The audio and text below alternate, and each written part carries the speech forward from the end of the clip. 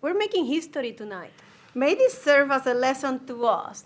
And maybe when people are reading this history book that we're writing tonight, people will understand what I'm trying to say. No matter what our skills, knowledge, and roles in life are, the moment we think we know better and are not open to learning from the broader community, the mission has been compromised.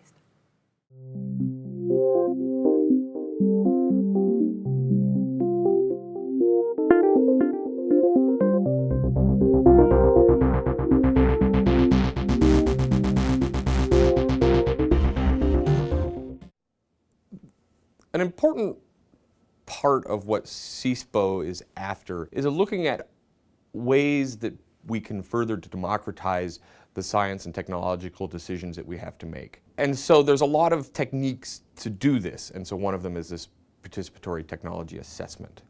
But it brings a new voice to the increasingly important technological issues that we have to deal with. I think the main purpose and the main reason we do these sort of things is education.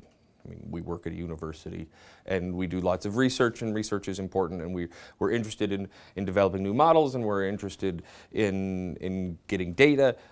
But in the end, this is a university, and the primary goal of such a thing is education. So to be able to provide the students with an opportunity to learn about how technologies are dealt with in a government capacity, how they're dealt with in a social, and to get them to think more about the larger worlds that surrounds these technologies that we've done in these exercises, than often they would read about in, say, Scientific American. So the students are introduced to the sort of the technology. So in the past we've used, say, geoengineering technology, specifically cloud whitening, to increase Earth's surface albedo. And this most recent one, we did synthetic biology. So they're introduced technically and sort of shown some of the technological possibilities, some speculations of where the technology could go. And then and then broken into groups and allowed to deliberate about a set of questions. So in the synthetic biology one, it was about regulation. How should the government think about regulating it and think about funding it in this scenario where we have decreased federal money for science, yet a push for increased money in this technology. And then we bring in a collection of experts with multiple views on the topic onto an online forum, a digital forum, and the students engage, pose questions, and engage with these experts over the course of a week online. After that, the students go back and deliberate with each other, and each group will develop a consensus statement around the series of questions about this regulation and around these funding issues. In this case, it was regulation and funding issues. Does it make sense to or ban federally? Yeah. So I feel like it should just like. There's a panel of experts. The students give their testimony, and the testimony is the breakdown of their consensus statement.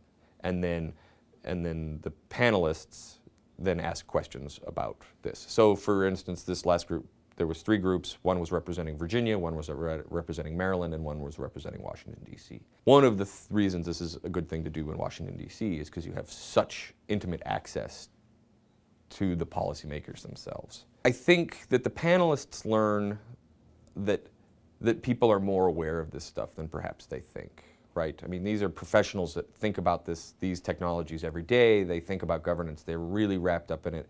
But I think that they often think they're rather insulated up at the top.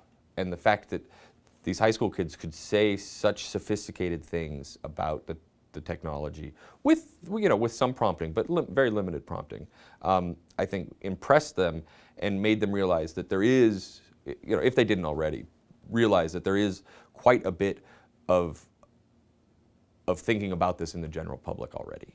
The 10,000-foot future goal is that we increase the capacity for people in the public to be able to critically speak about science and technology issues in a way that is heard by decision makers.